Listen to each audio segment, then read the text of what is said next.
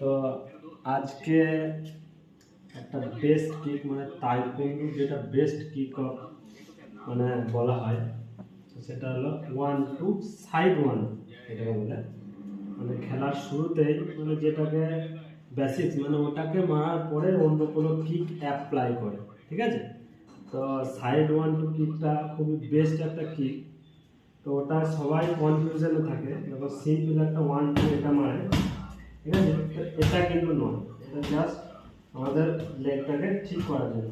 Side 1-2 করবে পুরো যেটা টার্নিং কিক, ঠিক আছে? এই টার্নিং কিক, হ্যাঁ।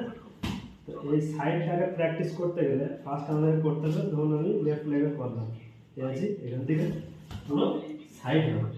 তো সাইড 1-2টা খুব ফাস্ট আর পুরো বডিটাকে সাইড করতে হবে। যদি আমরা এরকম দাঁড়িয়ে মারতে যাই তাহলে হবে না। তো দেখো আমি একটা মারছি, এটাকে বলে সাইড 1।